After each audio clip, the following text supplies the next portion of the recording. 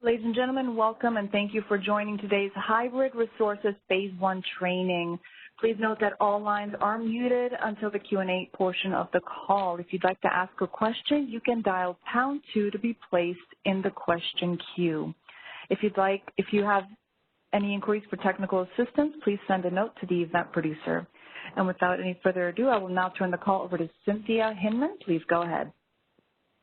Thank you so much. Hi, this is Cynthia Hinman, and thanks for joining us at today's Hybrid Resource Phase 1 training webinar.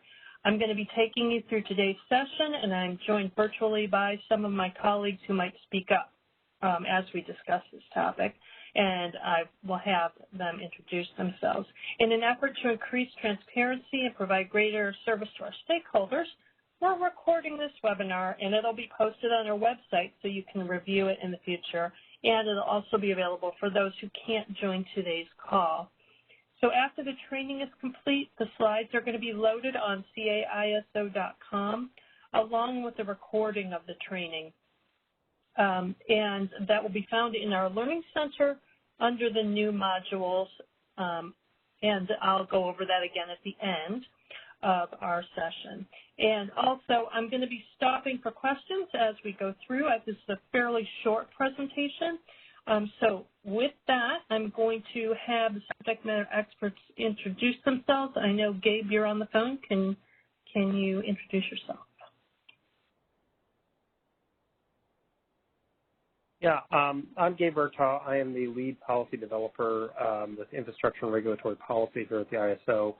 I developed the proposal that we took to the Board of Governors for this specific initiative. And yeah, I'm here as backup in case we have any additional questions on the policy. All right. And then I know, Wayne, you're also on the call. Can you just introduce yourself? Yeah, I'm Wayne Magon. I'm the IT project manager responsible for the Phase 1 implementation for all the technical work. Thank you. All right, and I'm not sure, did any of our other subject matter experts join since we began? Hi, this is Ridhi from ISO Infrastructure Contracts and Management. All right. Anyone else? All right. Well, I think we'll just begin. So today I have to admit I had a few technical difficulties, so we're doing this in a little different way. Hopefully it will be invisible to you, but we're going to start out talking about giving the background. Why are we doing this? Then we will go through how this new initiative is going to affect the market processes. We'll talk about some key information, and then where you can find more resources to if you need more information. So the first thing we need to do is talk about what the problem is that we're trying to solve. Now, this is a slide, again, it had animation on it, but we're going with it the way it is.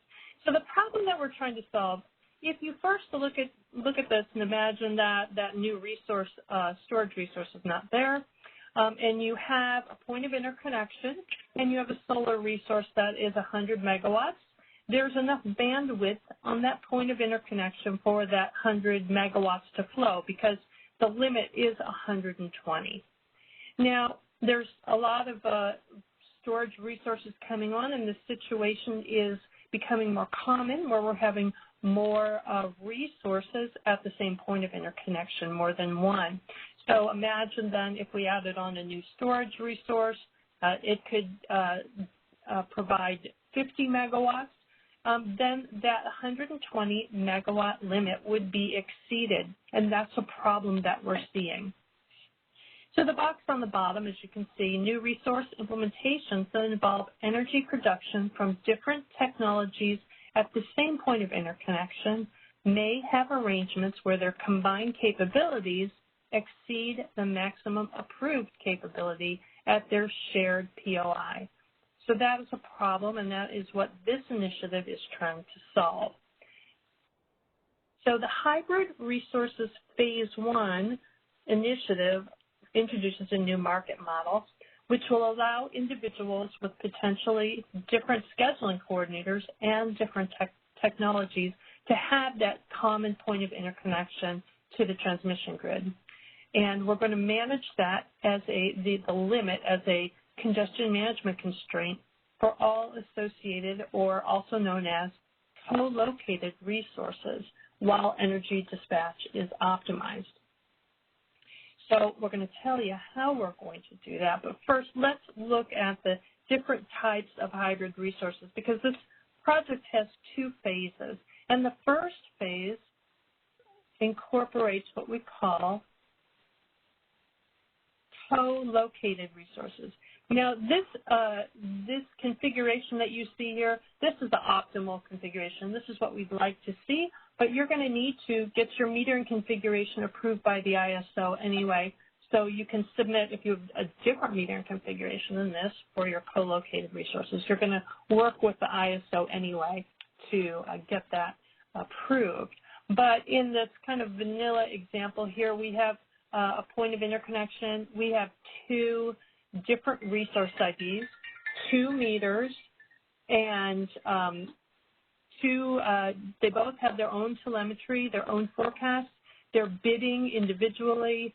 They're putting their outages in individually, and they're getting settled separately. So this is just like having 2 separate resources at the same point of interconnection with 2 separate meters. Again, you're going to work with our metering group to lay that all out. So those are known as co-located resources, and that is phase 1 of this hybrid resource project, and that's what we're going to be focusing on today. But I also want to tell you a little bit about what phase 2 entails. Phase 2 is known as hybrid resources, and this is where we're going to be having 2 resources, but they're going to have 1 resource ID, 1 meter, and telemetry, 1 forecast. And so it's going to be more of from a single meter, and we're going to be looking at that meter up at the point of interconnection to figure out the difference there, if there is any. Hybrid resources phase 1, I forgot to mention, is energy only. The phase 2 part of this project is energy, ancillary services, and flex ramp. So how are we going to accomplish this? How is the market model going to be able to accomplish the phase 1 piece of this, the co-located resources? We have something that we're introducing called the Aggregate Capability Constraint, or ACC. And as it says here, it's an energy production constraint that sets minimum and maximum limits for co-located resources. So as you can see here, with this ACC of 120, this aggregate capability constraint will be represented in the master file, and both of these resources will also be identified as co-located resources in the master file. So we'll be able to run the market knowing that this ACC exists. So let's talk about how it works in the market, and then I'll stop for some questions.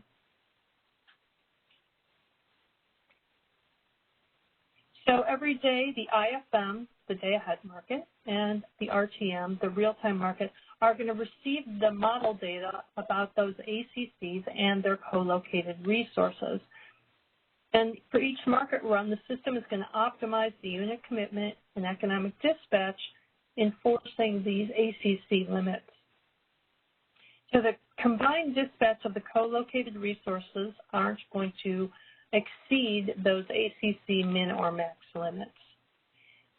It could have the different resources could be doing different things. One resource may be producing energy while another resource, co-located resource, could be consuming energy at the same facility, same area, or they could both be producing.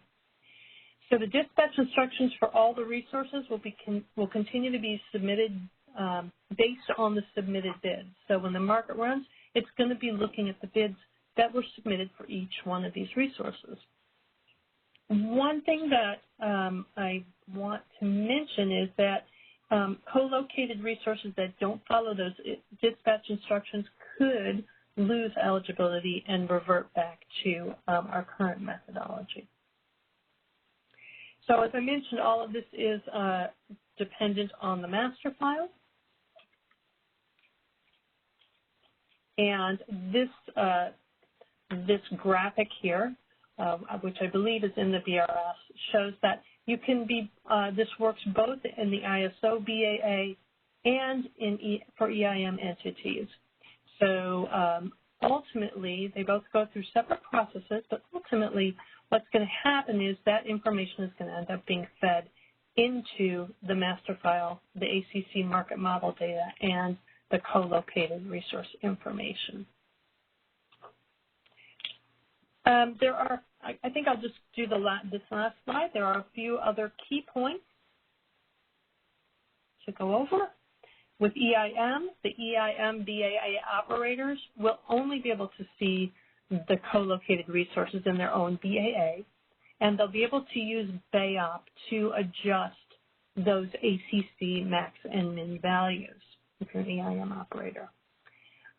There is no convergence bidding on the P nodes with co-located resources, and resource adequacy could come into play, and it may be reduced to account for that aggregate capability constraint for that ACC, but generally co-located resources will count for the same resource adequacy capacity as independent resources.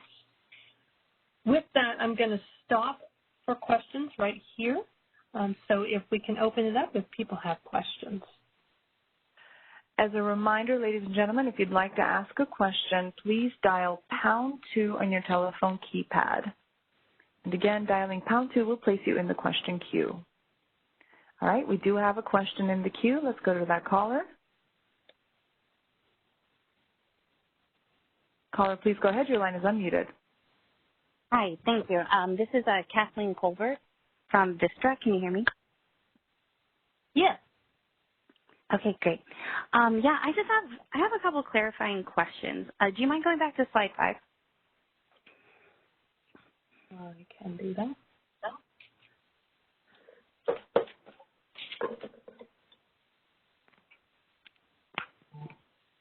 Yeah, perfect. And thank you so much for going through this. This is really helpful already. I wanted to a point of confusion for me that I was hoping you could help clarify is that when we're looking at this configuration for the co-located resources, do they have to be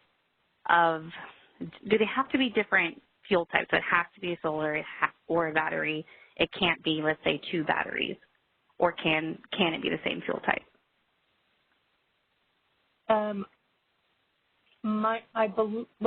going to let Gabe answer. I believe they could be the same, but I'm going to let the subject matter expert answer that question. Yeah, Can hey, you Kathy. check on that? Sure. Hey, this is Gabe. Yeah, I don't, the tool that we're using here is just a tool that limits the amount of flow that goes over your POI. So there's nothing in the technology that prevents it from, applying to 2 resources that share the same POI that are of the same fuel type. Okay, that's really helpful. On the same, and leaning in a little bit more, I shouldn't interpret anything in this configuration and take away that at least one of them needs to be like an intermittent resource? No. Okay, that's very helpful. Thank you, Gabe. Yeah, no problem. Great. Another question that I had is kind of more on the process side from slide 9. Okay, let me go down there. Thank you.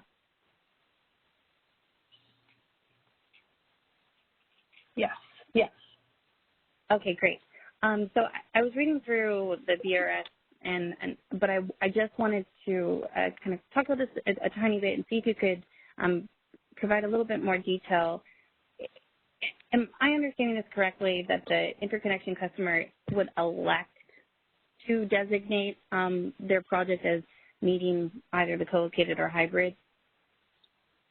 Yes. So, so my understanding is that, like, 6 months before synchronizing to the grid, you, as an NRI customer, you're sent a checklist, and then you let us know if you're interested in becoming a co-located or hybrid resource. And then 90 days before is when we actually, you let the ISO know if you want to have that aggregate capability constraint applied. In that process, does the CAISO let the interconnection customer know if they do fit the definition, or is that something that the customer, we'd have to proactively identify during the NRI on our own? I do not, let's see. Riddy, is that something that you can address? Yeah, I can answer that. So when you go and get into the NRI process and start, submitting your projects for creating the resource IDs for a specific generating facility, NRI will be able to identify for you if you need the ACC or not, because it will show up. So yeah, I mean, if it's required, they will have to enforce it, or you won't be able to, model a project in that configuration. Okay, great. Thank you very much. I really appreciate the additional detail. That's all. Okay, we do have several other questions in the queue. Let's go to the next caller.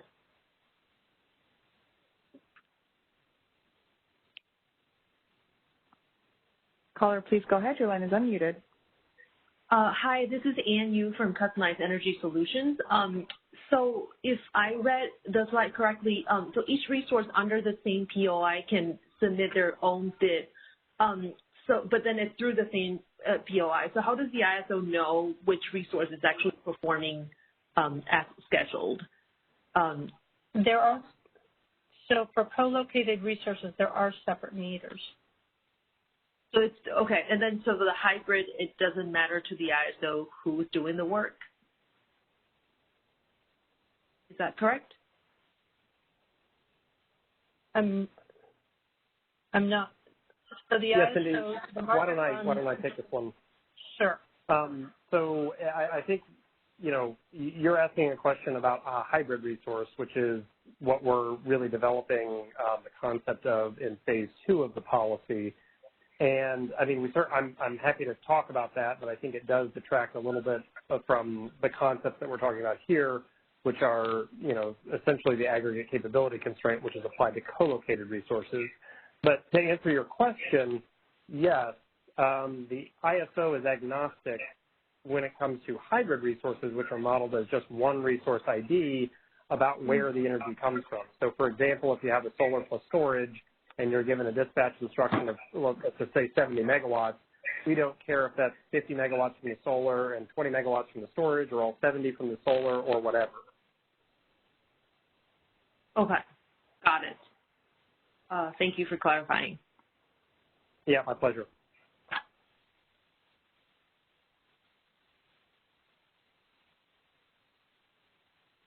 Next caller, please go ahead.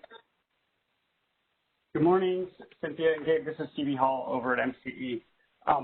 Sorry if you've already explained this on one of the stakeholder calls, but I'm just so I understand. So if in a particular interval the solar resource is offering 75 megawatts and the storage resource is offering 50, so you're exceeding that 120. How does the ISO allocate the 120? Just based on bid, just on offer price? Yeah, it is Gabe again. Or Cindy, do you want to address it, or would you like No, me go to? ahead. Go ahead. Okay. So when we're thinking about co-located resources, which is what we're talking about today, each resource has its own resource ID. So in the situation that you just talked about, you'd have one solar resource with its a resource ID, and you'd have one storage resource with a independent resource ID. If that and that solar resource would be treated just like any other solar resource on our market. So if it was able to produce at 70 megawatts, VER resources are allowed to produce as capable. So it would be allowed to produce the full 70 megawatts, and we would be forecasting for that resource. So that would sort of be our picture of how much we anticipated that, how much generation we anticipated coming from the solar component. For the storage component, the dispatch, which could either be charging or discharging, is solely based on the bid curves and the prices at that local location for the storage resource. So if prices were high, the storage resource could be discharged at the 50 megawatts, or if prices were low, it could actually be receiving a signal from the ISO market to charge the resource. So it all depends for the storage resource on the prices in the real-time market, but for the solar component, solar resource, that would depend on typical generation capability, just like any other VER resource on our market. Okay, so thanks, Gabe. So just to understand, so if the solar is capable, if the solar is forecasted to produce 80, say, and it just so happens the battery also is fully charged and ready to produce 50, you're saying the solar would basically get preference. Am I understanding that right? The solar would be able to discharge it at 80, or the solar would be able to produce at 80, and the batteries would only be allowed to discharge 40. So are you thinking about a situation where you have a specific aggregate capability constraint applied to these two resources, or just in general? I'm talking specifically about that ACC, that 120 megawatt limit that you guys have as an example, Yeah, so in this particular example, essentially economics would determine which resource was dispatched first. So most VER resources on our market do have the ability for the ISO to dispatch them down, and most VER resources also bid into the market. Typically, though, we see bids for solar resources in the range of -$10 to -$15. So if let's just say prices were prevailing at the location of these two resources at $1,000, you're right. It would be sort of the ISO would be sort of indifferent between whether the energy comes from the solar resource or whether the energy comes from the storage resource. But our market optimization is going to say, well, it's least cost generally, again, depending on what's bid in by the two resources. But if the bids for the solar resource are less than the bids for the storage resource, it's going to opt to take the lower cost energy before the higher cost energy. Got it. Okay. Perfect. And that's just like anything else in our market. I mean, isn't it? I mean, isn't the point that it's kind of just like any other two resources in the market that's considered by the IFM and the RTM? Okay, perfect. Thank you both. I just wanted to confirm. Yeah, that sounds good. Okay, moving on to the next caller. Please go ahead. Hi, this is AJ Savant from Prisma. And maybe you guys have explained this previously. I just wanted to understand how is the ACC enforced? Is it a hardware limit, or is it just a software limit? And besides, being taken off of, the phase one, what happens if you do exceed that limit? And can you exceed that limit? I'm going to hand that one off to you, Gabe. Sure. It's actually both a hardware limit and a software limit. So when you go through the interconnection process with the ISO with a resource and with a generating facility, and let's just say this generating facility is the one that's pictured here on the slide that's currently on the screen with, a 120 megawatt limit at the point of interconnection, then the ISO would require through that interconnection process that there's controls in place that limit the aggregate generation from the facility onto the ISO controlled grid to be equal to 120 megawatts or less. That's generally done through a run-back scheme, which is implemented at software at a control facility that sits at the POI. So that would be something that the ISO would require to be in place. This is already a standard part of the interconnection process that most resources go through with the ISO. When we're thinking about real-time market dispatch or day-ahead market dispatch, the thing that limits the amount that we would expect to see in aggregate across the POI again would be a software limitation, and that would be imposed just like any other constraint on our market. So it would basically be a constraint that says the output from resource A plus the output from resource B has to be less than or equal to the POI, which in this case is 120 megawatts. And then again, like we just talked about from the last question, that would be done economically in the market optimization. Okay. Thank you, Gabe. Yeah, you're welcome. All right, moving on to the next caller.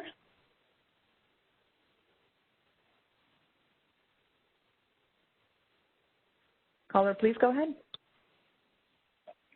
Hi, Gabe. This is Michael Volpe from PG&E. I just had a question on the ACC, whether it applies to the market power mitigation run in the day ahead or just the IFM.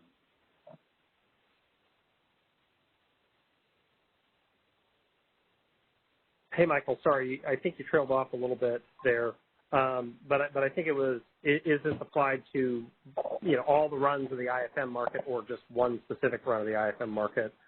This would be applied to all runs. So that includes market power mitigation? Yes. Okay, great. Thanks. Yeah. No further questions in the queue at this time. All right, terrific. I'm going to skip ahead here.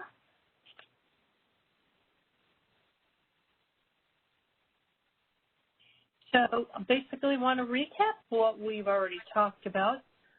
The three key points I want you to take away from this is that the hybrid resource phase one is a new market model for the co-located resources. And we're going to be using that aggregate capability constraint when we're running our day-ahead and real-time market to optimize the unit commitment and dispatch, make sure we don't go over that limit. And the master file is going to store all that information, the co-located status for each of the resources and the ACC information. And keeping in mind that we are still working on our phase two of the hybrid resource initiative. So this is just for this independent release that's coming up now. All right.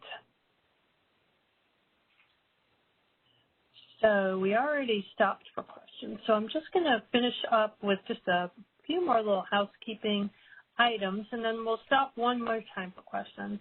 The market sim window for this initiative is October 26th through November 13th. The BPMs that will be updated are listed here, and as I said, I'm going to post these slides so you can read through this later and you'll get more information. And if you have more information, you want more information, these three bullets are where you can get information of how we got to this initiative and all the hard work that Gabe did to put it together. So that's where you'll find all the proposals and the presentations, the Board of Governors presentation and the Board of Governors decision. There's also a memo to the Board of Governors that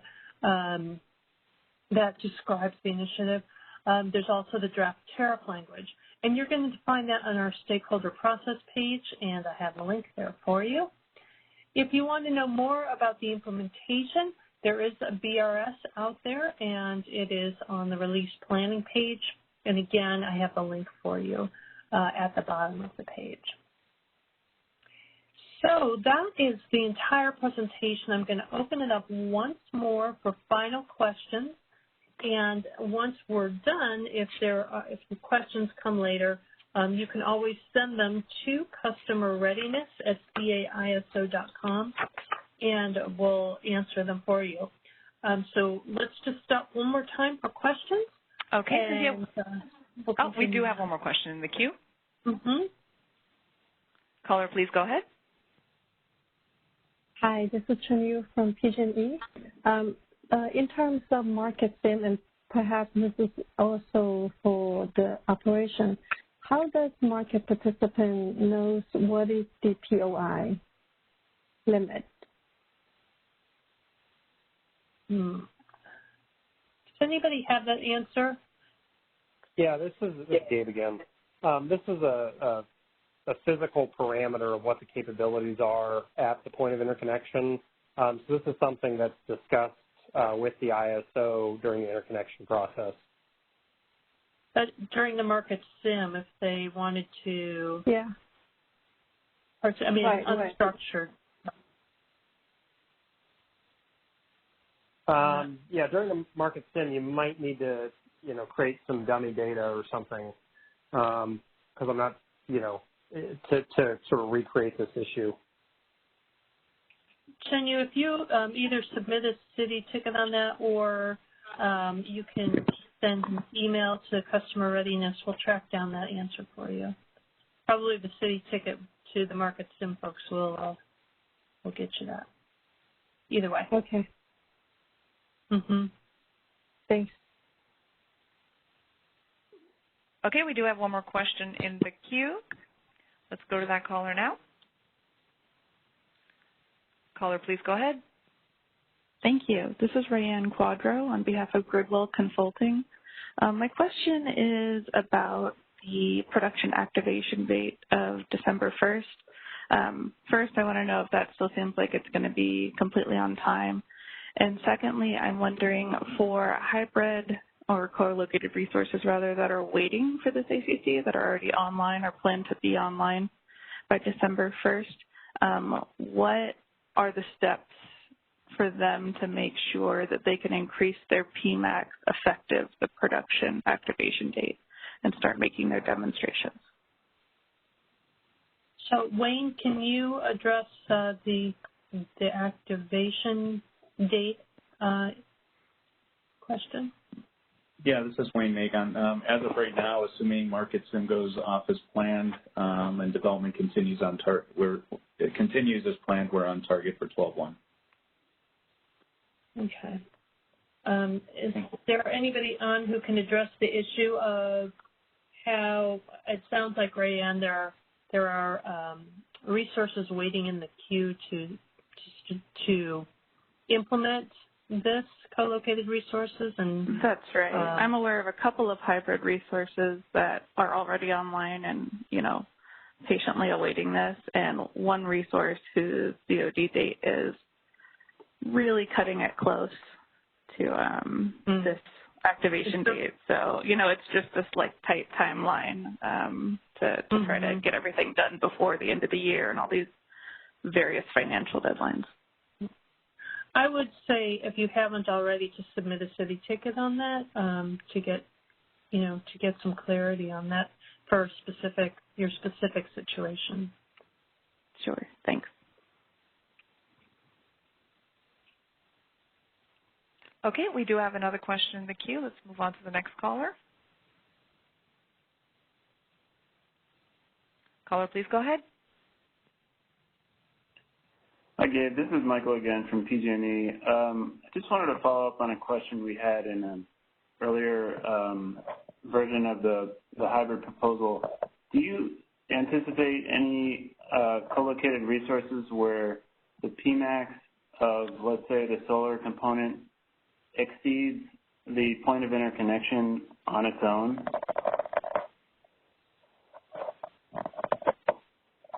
Yeah, hey, Michael. This is Gabe again.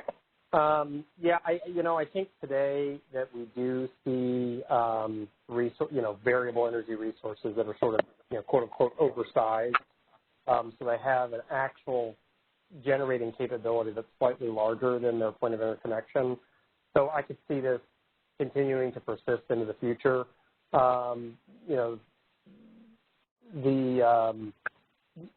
Today, generally, when we model those resources, we only model them with a PMAX equal to their point of interconnection, so we don't get into these kind of situations here.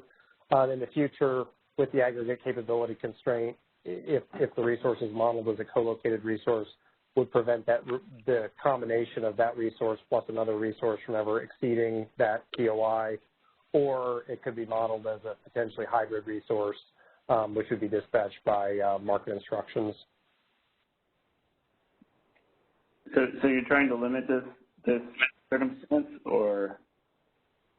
No, I would see this as a circumstance that exists today, and I would be surprised if it changed in the future. But, I think with these tools that we're developing here, the ISO is better equipped to sort of, make the most of what's available, if you will. Does that make sense? Yeah, I can see how the ACC, works when the aggregate values of the maximum operating limits exceed the POI, but I think it gets more complicated when one of the co-located resources by itself exceeds the POI. Yeah, Michael. So the way that the ISO is enforcing this constraint, is essentially how much generation am I seeing from resource A plus how much generation am I seeing from resource B, and the market optimization ensures that the combination of those two values is less than or equal to the total amount of POI limit. So it doesn't really matter what the characteristics are of the underlying resources.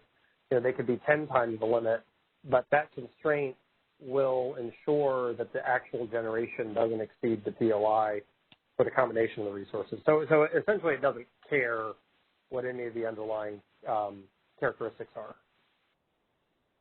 Okay, so the oversized solar would be basically limited at the POI until its production kind of dips below, and then it'll start taking from the battery?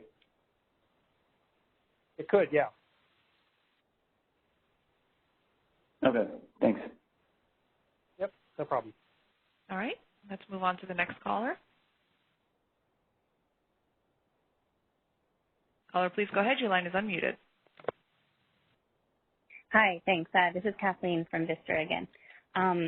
I had two questions, follow-up questions. One is just a clarification based on some of what others have asked. I wanted to know, and perhaps this is for either for Cindy or Riddy, but just to clarify that the eligibility to elect to be a co-located resource would apply to a project, a single queue project that has multiple resource IDs within it, as well as maybe two queue projects, if that makes sense.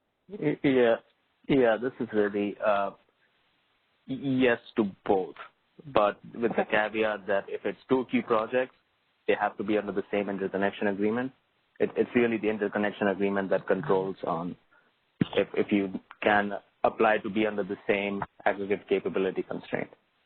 So we are not looking to allow, separate, completely separate projects under different interconnection agreements to combine under one aggregate capability constraint. That's very helpful. Thank you, Riddy.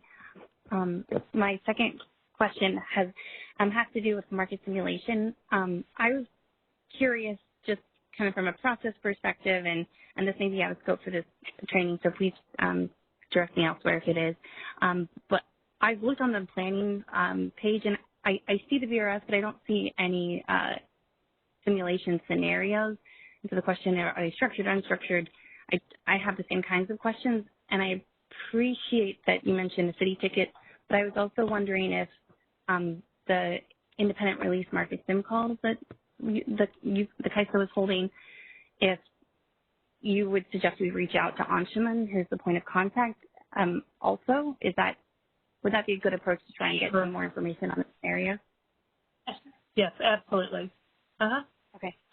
Okay, great. Thank you so much. Okay, it looks like we have no further questions at this time. All right.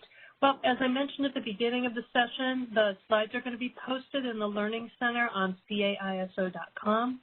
I'll also be reaching out to those of you who are attending and send you an email with a survey about this training so that we can get your input. It really helps us to make sure that the training we give you is of the quality that you are expecting.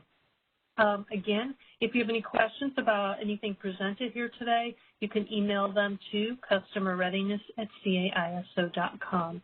This concludes our webinar for today, so thank you for your participation, and we hope you found it useful. Have a great day. Thank you for joining. The call has concluded, and you may now disconnect.